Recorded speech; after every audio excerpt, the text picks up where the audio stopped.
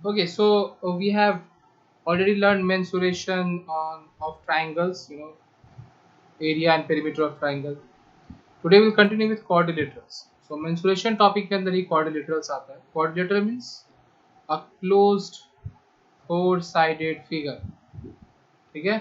It can be a parallelogram. It can be a rectangle. ठीक है? It can be trapezium. It can be square. कुछ भी हो सकता है फोर साइड फिगर, पर कोई भी ऐसा क्लोज्ड फोर साइडेड फिगर जो है उसको हम लोग क्वाड्रिलेटरल बोलते हैं. ठीक है. काइट हो सकता है, फिर और क्या हो सकता है, रोम्बस हो सकता है. तो ऐसे ही बहुत सारे ठीक है. तो जो भी फोर साइड जितने फिगर सब क्वाड्रिलेटरल्स. जैसे ट्राइंगल में हम लोग ट्राइंगल थ्री साइडेड फिगर था और हम लोग उसका एरिया और पेरीमीटर पढ़े, तो वहाँ पे हम लोग देखे अलग अलग ट्राइंगल का कैटेगरी. वैसे क्वाड्रिलेटरल भी फोर साइड फिगर, अब इसमें अलग अलग कैटेगरीज है, उसका हम लोग अभी समझेंगे. ठीक है. Okay, so let's begin. एकदम बेसिक से स्टार्ट करते हैं कि कोई पर्टिकुलर टाइप का क्वाड्रिलेटरल का बात नहीं करते. पहले हम लोग इन जनरल क्वाड्रिलेटरल का बात करते हैं कि कोई भी फोर साइड अगर फिगर होगा, ठीक है, वो ऐसा ही कुछ हो सकता है. देखो अब ये ना तो पैरेललोग्राम है ना तो कुछ, हाँ ऐसा ही. चलो इसको नाम देते हैं ए बी सी डी. ठीक है. सो अगर हम लोग बात करें पेरीमीटर का, तो perimeter we know it's very simple. Perimeter क्या होगा? Sum of length of all the four sides. Sum of length of perimeter क्या होगा? अगर हम लोग किसी भी क्वाड्रिलेटरल का, इसलिए हम लोग पेरीमीटर डिस्कस नहीं करेंगे. जो मेन चीज हम लोग डिस्कस करेंगे वो है एरिया, बिकॉज पेरीमीटर तो सारे क्वाड्रिलेटरल के लिए वही होगा. क्या हो जाएगा? Sum of length of all four sides. ठीक है. For any quadrilateral. बात करते हैं मेन एरिया का, हाउ टू फाइंड एरिया. तो देखो, एक क्वाड्रिलेटरल को हम लोग दो ट्राइंगल में तो डिवाइड कर ही सकते हैं. अगर हम लोग यहाँ से एक स्ट्रेट लाइन ऐसे ज्वाइन कर दे तो, ठीक है, तो देखो ये क्वाड्रिलेटरल दो ट्राइंगल में डिवाइड हो गया कि नहीं. अब अगर हम लोग इन दोनों ट्राइंगल के एरिया का समेशन कर दें, मतलब इन दोनों ट्राइंगल का एरिया अगर फाइंड करें और उसको ऐड कर दें, तो भाई क्वाड्रिलेटरल का एरिया मिल जाएगा कि नहीं? पक्का मिल जाएगा. सो देखो, मतलब हम लोग बोल सकते हैं यहाँ पे कि एरिया ऑफ क्वाड्रिलेटरल, क्वाड्रिलेटरल का स्पेलिंग ही गलत हो गया है, QUAD शॉर्ट में. ठीक है. Quadrilateral ABCD will be equals to area of triangle ABD plus area of triangle BCD. मतलब ऊपर वाले ट्राइंगल का एरिया प्लस नीचे वाले ट्राइंगल का एरिया. ठीक है. लेकिन ट्राइंगल का एरिया के लिए क्या चाहिए अपने को? या तो तीनों साइड या फिर बेस और हाइट. तो यहाँ पे देखो, ये BD को हम लोग बेस बोल सकते हैं, और मान लो ये पता चल जाए अपने को, ये परपेंडिकुलर का लेंथ, एंड सिमिलरली दूसरे वाले ट्राइंगल के लिए इस परपेंडिकुलर का लेंथ. चलो इस पॉइंट को नाम देते हैं, इस पॉइंट को नाम देते हैं M, और इस पॉइंट को नाम देते हैं N. ठीक है. तो अब हम लोग बोल सकते हैं कि area of triangle ABD will be half times base. Base क्या हो जाएगा? BD होगा ना, BD बेस हो जाएगा ना. एंड हाइट क्या हो जाएगा? AM. AM will be the height. So we can say that area of triangle ABD will be half times base, which is BD, times height, which is AM, plus area of triangle BCD क्या हो जाएगा? Half times base. Base again same, base is still BD only. BD ही तो base है ना, यही तो base है. Height कौन सा है? CN is the height. CN. ठीक है. तो see we can take this half and BD common. तो क्या बचा? AM plus CN. ये कॉमन ले लिया. हाफ और BD दोनों में है ना, देखो यहाँ पे भी है और यहाँ पे भी है, तो उसको कॉमन ले लिया. ठीक है. तो ये बचा. तो हम लोग क्या बोल सकते हैं कि ये BD जो है, ये BD बेसिकली क्या है, डायगोनल। BD जो है वो डायगोनल है इस क्वाड्रिलेटरल का। हम लोग चाहे तो इसको इस तरीके से जो ब्रेक किए, इसको हम लोग चाहे तो ऐसे भी कुछ ब्रेक कर सकते थे। देखो same, I try to draw the same triangle by same quadrilateral, ऐसे भी तो ब्रेक कर सकते थे। इसको बेस लेते ना, इधर से परपेंडिकुलर ड्रॉ होता है इस पे, और इधर से इस पे, ऐसे भी तो कर सकते हो। ठीक है, so we can take base to be any diagonal, कोई भी एक डायगोनल को, दो डायगोनल बनेगा ना क्वाड्रिलेटरल में, उन दोनों डायगोनल में से आप किसी भी एक डायगोनल को बेस ले सकते हो। तो बस तरीका याद रखना है कि कैसे हम लोग फाइंड कर रहे हैं। हम लोग क्वाड्रिलेटरल को दो ट्राइंगल में डिवाइड कर रहे हैं और फिर ट्राइंगल का फॉर्मूला यूज कर रहे हैं इसका एरिया फाइंड करने के लिए। तो इस चीज को हम लोग ऐसे ही बोल सकते हैं कि half into one of the diagonal, मतलब वन ऑफ द डायगोनल का क्या, length, half into length of one diagonal multiply to ये क्या है, देखो परपेंडिकुलर है। परपेंडिकुलर कहां से ड्रॉ किया हुआ, ये AM और CN क्या है, परपेंडिकुलर है, जो कि कहां से ड्रॉ हुआ है, उस डायगोनल पे बाकी के दो वर्टेक्स से परपेंडिकुलर ड्रॉ हुआ है। तो लिखेंगे इस चीज को, क्या लिखेंगे, लिखेंगे sum of lengths of perpendicular, sum of length of perpendicular drawn to this diagonal, जो डायगोनल का लेंथ लिए हैं उस डायगोनल पे जो ड्रॉ हुआ है, drawn to this diagonal from other two vertices, बाकी के दो वर्टिसेस जो परपेंडिकुलर ड्रॉ हुआ है इस डायगोनल पे। तो अब इतना लेंथी ये याद रखना है तो याद रखना है, तो मेन रिमेंबर द कांसेप्ट कि हमको एक डायगोनल का लेंथ पता होना चाहिए, और उस डायगोनल पे जो दो ठो परपेंडिकुलर बनेगा ना बाकी दो वर्टिसेस से, देखो एक डायगोनल दो वर्टेक्स को ज्वाइन करते हैं, ये जो डायगोनल है ये दो वर्टिसेस को ज्वाइन करे कि नहीं, वर्टेक्स B को और वर्टेक्स D को। तो बाकी का जो दो वर्टेक्स बचा, उन दोनों वर्टिसेस से जो परपेंडिकुलर इस पे ड्रॉ होगा, वो उस परपेंडिकुलर का लेंथ चाहिए, उन दोनों परपेंडिकुलर का लेंथ चाहिए और इस डायगोनल का लेंथ चाहिए, and then I can determine the area of quadrilateral. So this is how we determine the area of quadrilateral. कुछ नया कंसेप्ट यूज नहीं किए हैं हम लोग, एरिया ऑफ ट्राइंगल वाला कंसेप्ट ही यूज किए हैं इसका एरिया फाइंड करने के लिए, नथिंग न्यू। ओके, तो इस कंसेप्ट को ध्यान में रखना, और यही डायग्राम को थोड़ा सा हम लोग चेंजेस कर दें। ठीक है, देखो थोड़ा सा मॉडिफाई कर दें, then will get to know the next thing कि अगर कुछ डायग्राम ऐसा होता, सेम पोजीशन पे, ये भी सेम पोजीशन पे, ऐसे, हाँ, now look at this quadrilateral, ये रहा मेरा डायगोनल, और यहां से हम परपेंडिकुलर जो ड्रॉ करेंगे और यहां से जो परपेंडिकुलर ड्रॉ करेंगे, दोनों देखो एक सेम लाइन पे लाई करेगा, एक ही लाइन जो होगा वो इन दोनों वर्टेक्स से परपेंडिकुलर हो जाएगा, सेम स्ट्रेट लाइन। सो अभी भी द कंसेप्ट रिमेन सेम कि हाफ मल्टीप्लाई टू, देखो नाम लिख देते हैं ABCD, बट नाउ यहाँ पे दो अलग अलग पॉइंट नहीं है। लास्ट टाइम क्या था, दो अलग पॉइंट था ना, एक इधर था M और एक इधर आ रहा था समवेयर N, दो अलग अलग पॉइंट आ रहा था ना। अभी यहाँ पे सेम पॉइंट है, ये सेम पॉइंट है, let us name it as M, say let us name it as M.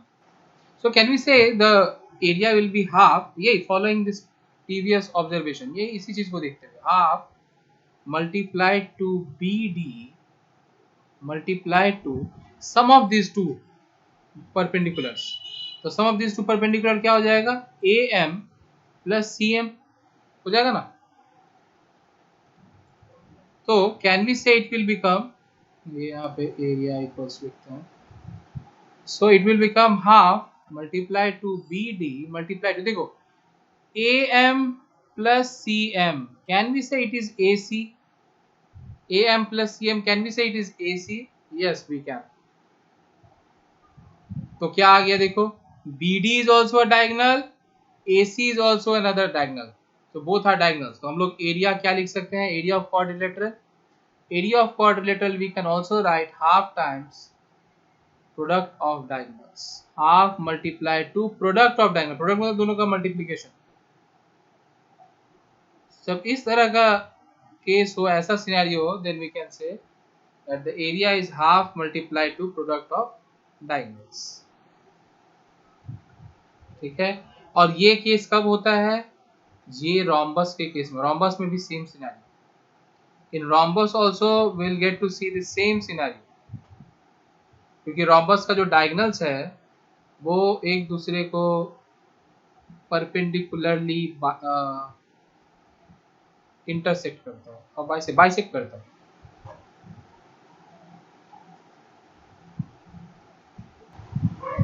हाँ, सो रोम्बस में क्या बोल रहा था मैं कि परपेंडिकुलर जो मतलब डायगोनल जो होता है वो एक दूसरे को परपेंडिकुलरली बाइसेक्ट करता है. तो क्योंकि वहाँ पे डायगोनल्स एक दूसरे के परपेंडिकुलर है, तो इसलिए रोम्बस में this will be applicable, half into product of diagonals in rhombus also. हाँ, बट ऑलवेज रिमेंबर कि ये half into product of diagonals जो है ये कब एप्लीकेबल होगा, when diagonals of quadrilateral intersect at right angle. लिख लो, ये कब एप्लीकेबल होगा, when diagonals of quadrilateral intersect at right angle. Otherwise this is not applicable. ठीक है, जैसे अगर हम प्रीवियस एग्जांपल देखें इसको, तो यहाँ पे हम यही बोल सकते, देखो यहाँ पे ये एक डायगोनल है और ये दूसरा डायगोनल है, दोनों देखो 90 डिग्री पे इंटरसेक्ट कर रहे हैं क्या, no this angle is not 90 degree. So अगर हम यहाँ पे half into product of diagonal किए ना, तो I will get the wrong answer, I will not get the correct answer. बोलोगे कि आप तो बोले थे कि half into product of diagonal होता है, हम यहाँ अप्लाई भी किए पर आंसर गलत आ रहा है. ऑब्वियस सा बात है, गलत ही आएगा. क्यों, क्योंकि यहाँ पे डायगोनल्स इंटरसेक्ट कर रहे हैं क्या राइट एंगल पे, नहीं ना, तो you can not use it, you have to use this.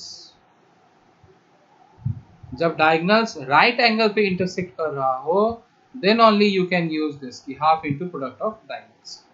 ठीक है, सो मेजर ये दो चीज है. इसके बाद आता है क्वाड्रिलेटरल्स के लिए मेन तो ये दो है. इसके बाद आता है कि types of special types of quadrilateral, और उसका हम लोग एरिया पढ़ेंगे. एरिया और पेरीमीटर तो सबका पता ही है कि sum of length of all the four sides, तो विल ओनली डिस्कस एरिया. ठीक है, सो स्पेशल टाइप्स में पहला आता है rectangle, and we already know what is the area of a rectangle. क्या होता है, length into width. See rectangle is also a quadrilateral जिसका all the four sides are perpendicular to each other. जो longer side होता है उसको हम लोग लेंथ बोलते हैं, और जो ये शॉर्टर साइड होता है इसको हम लोग ब्रेड्थ बोलते हैं. और इसका एरिया क्या होता है, लेंथ मल्टीप्लाइड टू ब्रेड्थ. ठीक है, इसमें भी तुम बोल सकते हो कि कंसेप्ट कैसे आया. ऑब्वियसली ट्रायंगल वाला कंसेप्ट आया. अगर हम लोग ट्रायंगल का जब एरिया समझ लेते कि half into base into height, तो वहां पे हम लोग ये यूज किए थे रेक्टेंगल वाला कि इसको हाफ कर दो तो ये लेंथ इनटू ब्रेड्थ का सा. So we use that concept there ना. सो इट्स सिंपल, ये तो सबसे बेसिक चीज है. Okay, next. तो नेक्स्ट इज स्क्वायर. अच्छा, एक और बात, अगर इसका डायगोनल का लेंथ जानना है तो कैसे जानेंगे हम लोग. ये डायगोनल, दोनों डायगोनल इक्वल होता है, लेंथ को एल से और ब्रेड्थ को बी से डिनोट कर रहे हैं, तो लेंथ ऑफ डायगोनल क्या हो जाएगा, देखो will use Pythagoras theorem, will be root over of L square plus B square. अभी देखिए बहुत गंदा तरीके से हम लिखे पर लेंथ ऑफ डायगोनल लिखा हो. ठीक है, तो डायगोनल का length, this is the diagonal, this is the diagonal. देखो ये राइट एंगल ट्रायंगल है ना, तो we can obviously apply Pythagoras theorem कि हाइपोटेन्यूज का square will be equivalent to sum of square of other two sides. तो उसी concept से. ठीक है, नो स्क्वायर, स्क्वायर क्या होता है, square is also four sided figure, closed figure मतलब क्वाड्रिलेटरल। इसमें भी चारों जो साइड्स है वो परपेंडिकुलर ही होगा, बस खाली यहाँ पे क्या है कि all the four sides are equal, all the four sides are equal.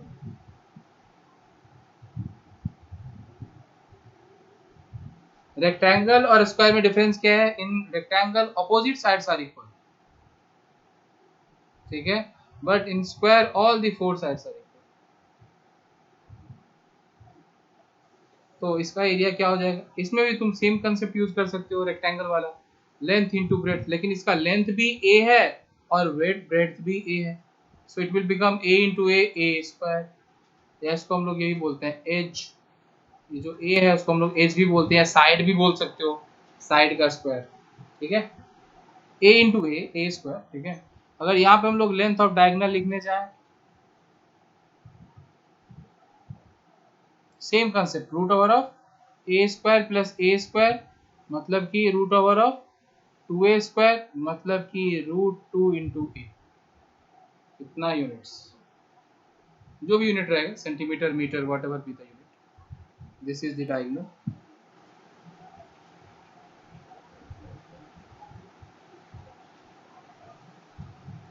इसका भी जो डायगोनल है ना वो परपेंडिकुलरली बाइसेक्ट करता है,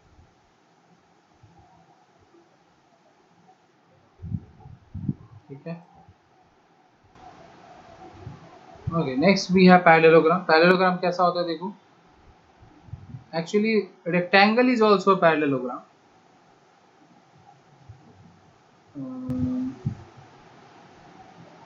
late me make it again.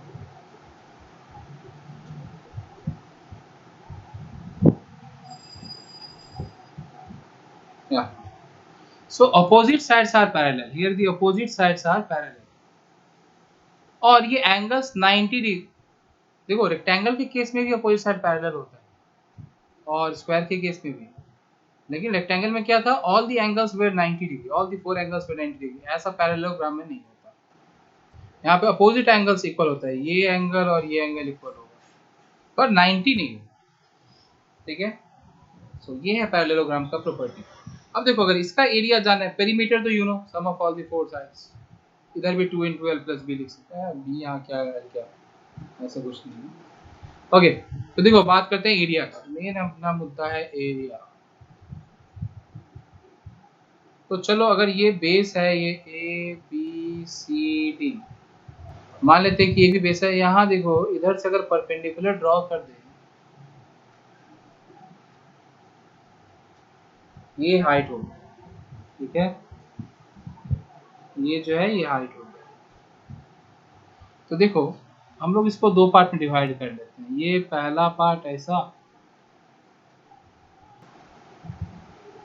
Okay. देखो ये अगर हम यहाँ से डॉटेड लाइन से ड्रॉ किए, ये वाला लाइंस, ठीक है, तो ये देखो दो ट्रायंगल में इसको डिवाइड कर दिए बेसिकली, और अदर दो इक्वल ट्रायंगल में डिवाइड कर दिया, ठीक है, ये दो इक्वल ट्रायंगल। तो हम लोग कोई एक ट्रायंगल का लेंथ एरिया फाइंड करते हैं, उसको डबल कर देंगे, तो हम लोग बोल सकते हैं 2 times area of triangle A B D. अब बोलो कि दो इक्वल ट्रायंगल क्यों, ये एक्चुअली पैरेललोग्राम का प्रॉपर्टी है कि दो इक्वल पार्ट में, इसका डायगोनल है ना, वो दो इक्वल पार्ट में इसको डिवाइड करता है, ठीक है। अभी हम लोग ये कैसे प्रूव करना है, that for that we need congruency, ठीक है, we prove it, so that will learn later. So area is 2 times area of triangle A B D, हम लोग बोल सकते हैं। अब देखो ये ट्रायंगल ए बी डी का एरिया कैसे फाइंड करेंगे, बोल सकते हैं half into base into height.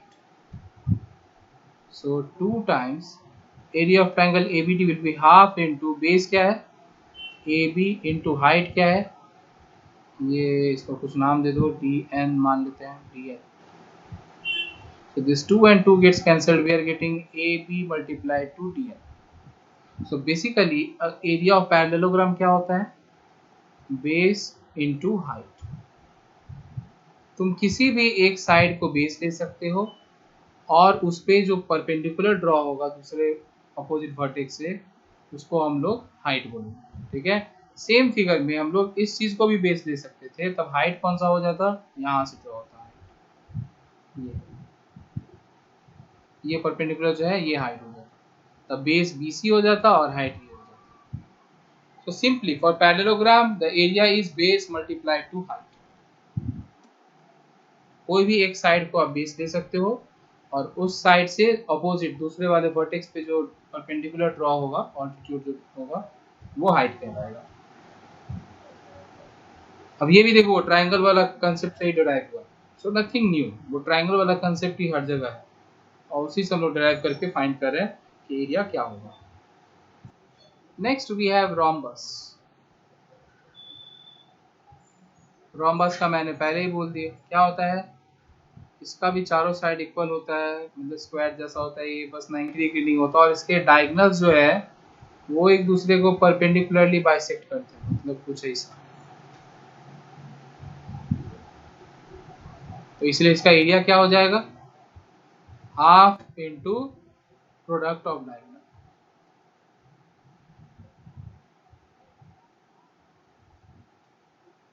ठीक है, क्यों, क्योंकि इसका डायगोनल जो है एक दूसरे को परपेंडिकुलरली बाइसेक्ट करते हैं। अगर इंटरसेक्ट करता तो भी, बाइसेक्ट और इंटरसेक्ट में डिफरेंस पता है, इंटरसेक्ट मतलब कि दोनों परपेंडिकुलर एक दूसरे को, और बाइसेक्ट मतलब कि दोनों परपेंडिकुलर भी है और इक्वल पार्ट में ऐसे डिवाइड भी कर, इक्वल पार्ट में डिवाइड कर, दैट इज बाइसेक्ट। फिलहाल ये याद रखो कि एरिया ऑफ रोम्बस क्या हो जाएगा, half into product of diagonals. ठीक है, now next we have trapezium. Trapezium का क्या प्रॉपर्टी है कि ये अपोजिट साइड जो है, ये two pair of opposite sides are parallel, पर बाकी का दो नहीं, बाकी का दो नहीं, ये दोनों पैरेलल नहीं। ठीक है, अब इसका एरिया फाइंड करना कैसे, देखो एक ट्रायंगल हम लोग यहाँ बना लेंगे ऐसे, इसको ज्वाइन करके। अब यहाँ देखो ये दो इक्वल ट्रायंगल्स नहीं होगा, यहाँ पे ये दो इक्वल ट्रायंगल्स नहीं होगा,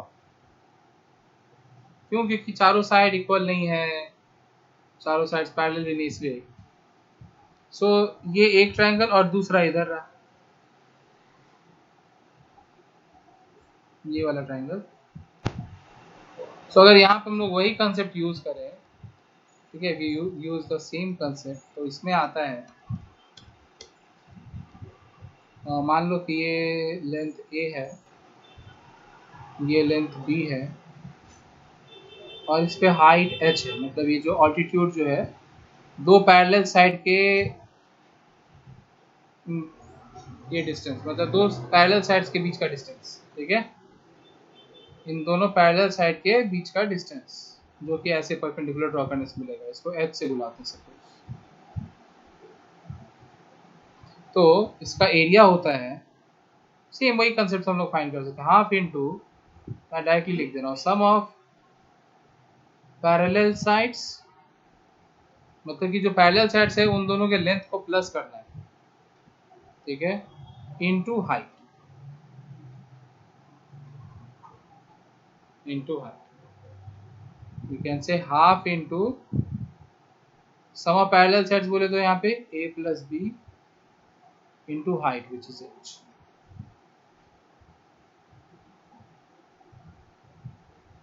ठीक है, ये b है और ये h है, हाइट। अब यहाँ पे ये मत सोचना कि इधर से हाइट इस पे ड्रॉ करेंगे, ऐसा हाइट नहीं, जो पैरेलल साइड रहेगा उन दोनों के बीच का जो डिस्टेंस होगा उसी को हाइट होगी, उन दोनों के बीच का जो डिस्टेंस होगा वही हाइट कहलाएगा और वही मल्टीप्लाई होगा। ठीक है, so this is it, this are the formulas जो हम लोग को ध्यान में रखना है और इन्हीं फॉर्मूलाज को यूज करके हम लोग क्वाड्रिलेटरल्स का जो क्वेश्चंस होगा वो सॉल्व करेंगे। Okay, so we'll continue with our discussion and we will solve questions in the upcoming session. Till then, keep watching and keep learning. Thank you.